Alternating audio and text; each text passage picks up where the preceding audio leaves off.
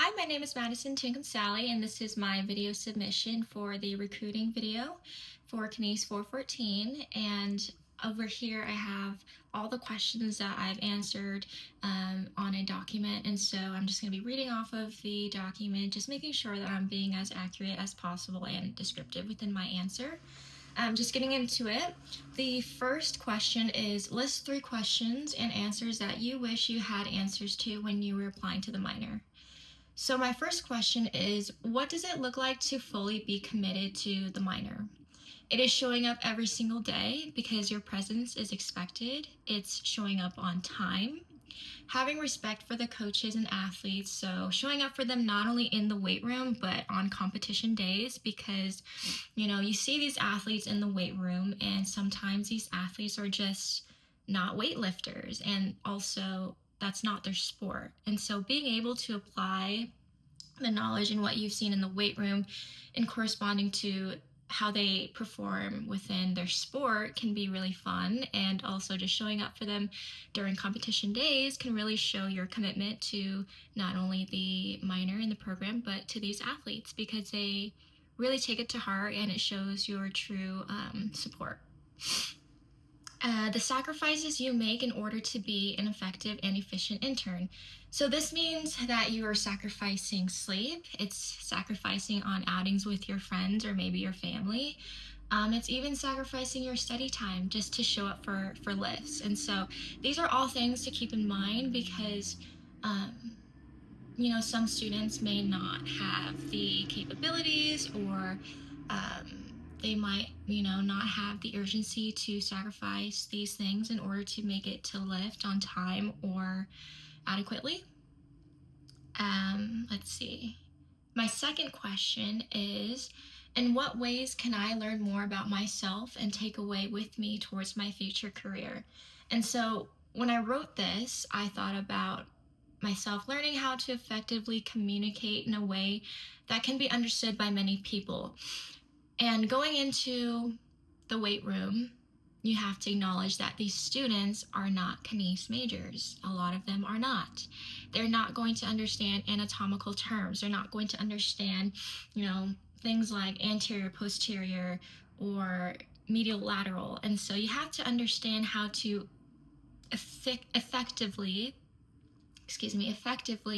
communicate these cues for these athletes to understand you efficiently. Finding your confidence in the weight room, or any room, knowing how to read the room and knowing how to direct a room full of people. And this is what helped me understand my confidence and what I had to do, how to do it, how to project my voice, and also how to gain the attention of all the individuals you're trying to communicate to. Knowing that you will be okay with feeling like you don't know anything. And at first it can be a little nerve-wracking just going into a room that, you don't know what's going on firsthand, but I've learned to be okay with not knowing everything. And realistically, you shouldn't know everything. Not everybody knows what's going on. And that's why you have the coaches, you have faculty, you have other interns to seek help and guidance from, and even advice. I also learned that you will become capable of receiving constructive feedback without hard feelings. And so when you're receiving feedback from anyone, it's important to take it as a learning experience and not feel like you're being attacked or it makes you any less of a person you are. It's really important to take it in and be a sponge and absorb everything that a coach is telling you, or maybe another intern, athlete, because it's all about learning. You will learn how to have difficult conversations. And so, like every other work environment, you're going to have difficult conversations. You might not see eye to eye, or something might happen that raise questions and concerns, and you're going to have those difficult conversations. You'll realize how well you can identify the why behind your statements, being able to articulate your words and explain your reasoning and your thought process. So with this, it has a lot to do with programming and explain to athletes that this is why we're doing this exercise. This is why we're doing this, mobility dynamic warm up. And so being able to program specific exercises for athletes, yet have the ability to explain the why portion is really important, because it gains trust and these athletes will have a better understanding of what they're doing. My last question is, what are expectations of how to represent the strength and conditioning minor? First off, know your position in the weight room, and just being able to have a position overall is a privilege. It is an honor. Many people would wish to be in your position. It is your job as an intern to do what you're expected, dress as you are expected, and show up on time. Showing pride in the weight room by taking care of it, such as keeping the dumbbells upright, the Coog heads, the numbers upright, doesn't matter. Everything has to be spot on. Because realistically, you don't know who's coming in your weight room. You don't know if we have recruits. You don't know if we have coaches coming into our weight room. And we have to make sure that it looks presentable. And, not only just that, but we show our pride by taking care of what we have. And, this is a place where we train athletes, we train champs, and it means way more when we have everybody on the same page and taking care of the place and making sure that it's running smoothly, it's looking presentable, and that we all work together in making sure that this place is being taken care of, because, it takes care of us and it helps our athletes perform the way that they need to in the weight room. And so just making sure that, everything is spot on and being cleaned weekly will help things maintain in better shape.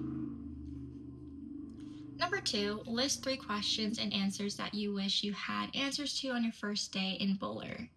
So my question is, what does a typical day look like? So a typical day will look like showing up early to meet with the coaches. The coaches will typically text the group chat the day before or a couple days before on what time they prefer to meet before the lifts. That way you get the whole rundown, you can ask questions, you can demonstrate, you can even, feel the movement pattern, understand what these athletes are feeling. That way when you cue them, it's more easy to articulate your words because you understand the movement pattern, you know how it feels. And so knowing that can transfer over to how you communicate with your athletes. You then set up for lifts before the athletes begin to roll in. And while the lifts are happening at this point, it's your job to pay attention. It's your job to ensure safety. Paying attention to the blocks in terms of the items being used, and if they're done being used, put them away.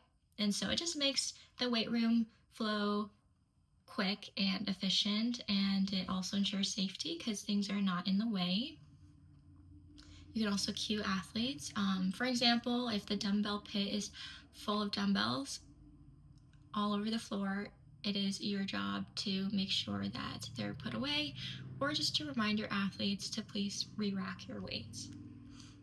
After that, you then tear down and help clean the locations your team spent time at, and meet with the coach after to debrief about questions and concerns. My next question is, when is the best time to ask questions and greet athletes? And with this, I experienced asking questions before and after the lifts happened to be the best time, because not only do the coaches appreciate it, but it gives the opportunity for the coach to really prioritize his or her athletes at that time. So just being mindful of that and timing of asking questions before or after lift can make a huge difference. Greeting athletes when they first roll in and begin their own warm-ups that are typically foam rolling. So this is the perfect time to go over there, do a little fist pump, say good morning or say good afternoon, ask them how their day was. And mind you, these athletes really do pay attention to that. So this is your perfect time to approach the athletes, ask them what their name is, if this is your first time meeting them, and just getting to know them. You know, these athletes talk about their sport all the time. They don't always want to talk about it, and these athletes are humans. They are human beings, and so being able to connect with them on a personal level really goes a long way, and it sets you apart, and it helps build trust. What are some things I can do to help in the weight room rather than standing around? Now, helping athletes load and unload weights, such as, you know, if there are weights on the barbell, the trap bar deadlift, you can help move plates to bring efficiency. So if you see an athlete taking plates off or loading plates on, you can kind of see, okay, what weight are they having? What weight do they need? Communicate that, and then help them take the weights on or off. You can ensure safety, making sure dumbbell pit is not, okay, so I mentioned that. Just regular safety hazards, like if the dumbbell pit is full of dumbbells on the ground. You know, a lot of the times I will acknowledge that the J hooks are too high or too low for athletes when they're racking the bar. You can quickly go over there, have another intern or another athlete be like, hey, you know, can you help me move this J hook down, or even bring the safety bars up. Just being very attentive to these small little details can really, really go a long way, because a lot of the times athletes don't know these things, they don't acknowledge it, or they're just not seeing it. And so being able to have that eye, or, you know, being attentive to every single thing in the weight room in correspondence to their safety is really important. Like I said, you can cue athletes in correct form, and you can also spot athletes if you are comfortable in doing so. Now, this next one, it says, list 3 questions and answers that you wish you had answers to while you were planning for KINES 414. What are some things to consider when choosing a 414 location? So thinking about whether or not you have KINES 485 to do as well, if you can combine the 2 locations or the 2 classes within one location to fit both criteria would be a huge convenience for you. So for example, for me, I could have gone to a PT clinic to work with a physical therapist who had their CSCS certification. However, that was not the case for me, but in future references for future students, that is something to consider. What do you want out of the experience? Think about what you want to do and participate in what you want to participate in, maybe even stepping out of your comfort zone. And so going into KINES 414, just thinking about what do you want out of this experience and what are you going to do to get there. For example, I wanted to experience coaching more, or just having a team, a solid team that I can go back with, or back to consistently. So my team was volleyball, and I was able to connect with these girls on a deeper level, get to know their names and where they're from, and I was able to lead some dynamic warm-ups, which was really fun. So that was something that I was really looking forward to. My next question is, what assignments would be involved in the KINES 414 course? And so it's primarily quizzes that are taken from this CSCS book. That's really it, honestly, is what I remember. But the next question is, how can I utilize my experience to the best of my abilities? And so with this one, typically ask questions. Think about your weaknesses prior to entering the internship and try to work on it while you complete your hours. And so if my weakness is being loud in the weight room, mind you, a lot of coaches, their philosophies are different. Not every coach is going to yell. Not every coach is going to, sound very harsh towards their athletes. And so being able to kind of balance and see what you are like as a coach is something that I wanted to figure out. And so, my weakness could be projecting my voice. I'm not as loud, but however, it is important to project your voice in a weight room and effectively and efficiently communicate without overly explaining something. Like, that has always been a weakness of mine, is that I feel like when I'm coaching an athlete, I have to go up to them one-on-one, break it down, but in reality, you don't always have time for that. And so if you can just break it down, very simple terms, quick and sweet, that's all you need. Try to correlate the textbook to real life scenarios while working with individuals. And so learning things that you've read within the CSCS book and applying it to real world applications in the weight room will definitely help. Get to know how other people coach, cue, and build their programs. And so picking the brain of coaches and other grad students can help understand things that you may not have seen. Different coaches have different coaching eye, and their philosophies are different and their approaches are different. And so being able to pick the brains of these coaches can help you look at it from a different lens or a different perspective and build your own philosophy.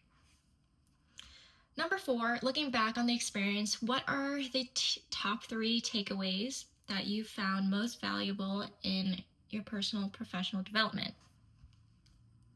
Number 1, being truly committed. Through all of my trials and tribulations, I've gone through a lot as a student, and outside of academics, it's hard to balance your personal life and your school life. And so being able to be fully committed, no matter what you're feeling, no matter what you're going through, you still have to show up. And that's something that I had to learn with this minor. Also, getting into this minor and having a position, your initial motivation is so far up, right? You always want to be there, you always want to show up, but eventually there are days where you might not want to go. And so being able to be disciplined, being truly, truly committed, and showing up when your initial motivation is gone is important as an intern and as an individual. Learning how to adapt to changes, challenges, and quick problem solving. So in a weight room, you're going to learn quickly that you need to adapt to change. Not every team is going to come in at the same time. Maybe more teams are going to be in at one time. Maybe the coach is not going to be there. Being able to adapt to changes and challenges when, an athlete is feeling pain. Now, what alternate exercise can they do? Quick problem solving. So if perch is not working, if something's not working, how can you utilize your time effectively without wasting so much time but still getting the right stimulus? Taking chances, step out of your comfort zone, and finding my voice. So there were many times where I had the opportunity to lead workouts and I would literally lose sleep over it. I would practice in the car before lifts at 5 a.m. just screaming at myself, trying to hear if I'm getting loud enough or if I'm projecting my voice enough. And so stepping out of my comfort zone, finding my voice was definitely my one of my top 3 takeaways that I found most valuable in my development. Number 5, what were professional weaknesses that you feel were strengthened by being a part of the minor? So 1 is learning to take constructive criticism even when it feels uncomfortable. And I think everybody is different with receiving constructive feedback because it can be uncomfortable. You might feel like you aren't good enough, or you might feel like you're doing something wrong. But in this setting with all these coaches and athletes and interns who understand you, understand the process of getting to where you want to be and how everything will unfold for you, these are people that you should never feel attacked by. These are people who you should look up to, you should trust, seek help and guidance from. And so learning to take constructive criticism felt easy to me because even though it was uncomfortable at first, I knew that everybody in that room wanted to see me win and wanted to see me succeed. And so knowing that in the back of my head helped me understand that constructive criticism is a good thing. Number 2, being fearful of making mistakes or stating wrong information. So that was definitely a weakness of mine, being fearful of making mistakes or stating wrong information. You're always going to make those mistakes, whether you want it to happen or not. It's inevitable. And that's when you start to learn and you can correct it and move forward. Having difficult conversation, advocating for others or myself during a disagreement or when conflict arises. Now, not every work environment is going to be perfect. So I have experienced some times of difficult conversations, needing to advocate for myself and other people, and knowing how to approach that with respect and assertiveness and being calm is really important, and it helps prepare you for future conversations that you will need to have. Number 6, what were 3 personal strengths that you possess that made you succeed in the minor? So the 3 personal strengths that I possessed were: 1, led by example, showed up, took initiative, have pride in the weight room by taking care of equipment and asking questions. So I always did my best with leading by example, whether that's showing up on time, showing up early, getting to know these athletes, fist pumping not only the athletes, but their coaches. This was huge. Sometimes coaches from the actual team will come in and join the lift, or they will just observe their athletes. And this is prime time to introduce yourself. Not only do you gain trust with the athletes, but you're gaining trust from these coaches who work with these guys every single day within their sport. And so also use that time to network, get to know these coaches. Where are they from? Why do they like doing it? And that's when I really took initiative to get to know the coaches. Having pride in the weight room by taking care of the equipment. This is, like I said prior, it's making sure things are wiped down, things are in good condition, things are upright, because the way that things are presented can really fall into play with how our recruiting goes with other incoming athletes or coaches. Also, it just creates a safer environment for these athletes when things are in good condition. Number 2, building relationships with coaches and athletes. This is by far my favorite strength that I have, because I look at these people, these individuals who are coaches and athletes, as human beings, as individuals who I can really develop a long-term relationship with. I can connect with them. I can network with them. You never know who you're going to see in your future within your career. And so it's really important to think about it as a way to not only just be a worker, not just be a coach or an intern, but get to know these people on a deeper level. Have that connection, have that bond, have that trust, create that relationship that can be long-term. It also makes the environment more fun. It makes the whole experience more fun, and you start to get attached to these people, and that's what feels rewarding. Number 3, I understood the why behind programs. I also would practice the lifts and movement patterns outside of lifts in order to feel and understand what athletes are expecting. So it's easy for you to look at a squat and know, okay, their depth is not there, their hips are rising before.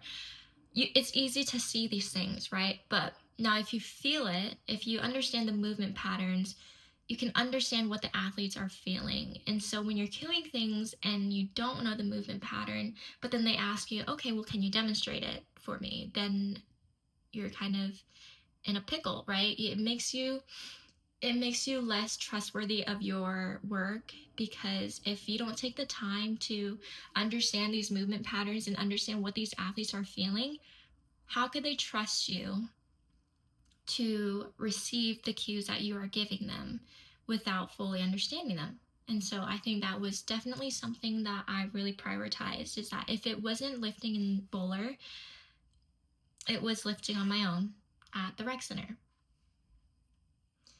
Also, lifting in bowler was really fun because sometimes athletes would see you lift. And so when athletes see that, they can see that you're also driven in the weight room. You also know what you're doing. They get a better understanding of who you are as a person, that you're just not in here just to tell them what to do, but you're also here putting in the work. And so that was something I also loved enjoying within the weight room, because, I'd get lifts in before baseball, 5 a.m., and they would roll in and see us lift. And it's a good feeling because then they see that you are also putting in that effort. Number 7, respecting athletes, clients, patients' privacy when you answer. Tell me a story of your best experience that you recall from your days in Buller. So with this one, I kept it a little short, but overall, my best experience inside of Buller consists of more than just one experience. It is watching an individual who began as a freshman, a transfer, or had an injury. These are all examples of new beginnings for athletes, and they are drastic and life-changing experiences that I had the opportunity to be a part of, which I feel so much gratitude for. The most rewarding part of my days in Buller were witnessing the progression these athletes had and the way that they overall developed in the weight room as individuals. And it was really rewarding to see. Being able to see these athletes on their best days and their worst days is what I cherish the most. It's being able to support these athletes during hard times where their vulnerability comes into play, because you think about it, these athletes are being praised outside during their sport. They have fans, people supporting them when they win. But us as interns, us as coaches, we get to see these athletes behind closed doors. We see them on their best days and their worst days. They're going to come in to the weight room on their good days and their bad days, and you have to be there to support them. We see the behind the scenes. We know the levels of, trials and tribulations that they've gone through in order to show up on the field or on the court, wherever their sport is, and still show out and still win and still succeed, where these people don't get to see what we see. And I think that has to be one of the best experiences out of this whole program. What else is Kim missing? What information do you feel is most important for attracting the type of students that will enjoy the experience and positively contribute to Buller? With this one, I said, I think it's important to acknowledge the work, patience, time, and effort that you and other faculty experience in order to make this all happen. I think it's such a blessing, and it's so refreshing, and to see the faculty put in so much work and effort for us students and even advocate for ourselves made the program feel like a safe environment. There are times where we get anxious, we get nervous with the coaches or within the weight room, but knowing that we have faculty such as Kim and Dr. Crumple, who have really been by our side since day one, really makes the whole experience much more valuable, and it feels very personal to me because I got to see how everything unfolded and how we became, accredited, and it's just very wholesome to me, and I feel really thankful to be a part of such a powerful program. I also want the legacy in Buller to remain powerful, united, and represented with honor. So just being able to handle ourselves with respect, showing up every single day on time, being able to go above and beyond for our athletes and our coaches, being able to be a support system, being able to be a backbone, when the coaches need us, is really important. These students should know that this is a commitment. It's a leadership role. It's a really great program that not many schools have. We get the opportunity to work alongside D1 athletes and attend NSCA conferences. These are things that a lot of people cannot experience. And so being able to understand that when you are admitted or when you are accepted into this program, feel honored, feel lucky, because this is a program that can really set you aside from other applicants. These are additional resources like coaches and being able to apply what you learn in the classroom within the weight room. These are all resources that a lot of people don't have access to. And so just being able to communicate to these students who want to do this, that, you know, this is something that you have to commit to. This is something that we take seriously with the utmost seriousness, because you're not only handling a position, but you're entering a whole program that you have access to so much information, um, so much information that you have to really understand the privacy of these athletes, HIPAA, and, you know, you're working one-on-one with these athletes who are very successful. And that is something that you just don't get to say every single day. You have to make sure that you are respecting the coaches, respecting the athletes, respecting the whole program, because people work so hard, as in Kim specifically, that I know of, have worked so hard to make this happen for us students. And what we put in is what we get out, and how we put things in show and is a reflection of how much we appreciate our position and respect our whole program. And so overall, I'm very blessed, very thankful to have been able to be a part of this program and share it with other people, because it is an amazing experience, and it helped me gain confidence. It helped me find my voice, not only just in a weight room, but in a room full of people. And I got to meet so many people. I got to network with so many athletes and coaches and other interns, and I couldn't be more happy. You know, this is such a great experience that I will forever hold on to and bring with me towards the future, because without this program, I don't think I'd be as knowledgeable. I don't think I'd be as confident. And this really helps me in a PT setting, because I can understand movement patterns. I can understand easy cues for me to say to these patients. And so I am beyond blessed. I'm so thankful for this opportunity, and I think that every student should consider being a part of it. And so thank you, Kim. Thank you, Dr. Crumple. Thank you to all the coaches that really put their time into me and their trust.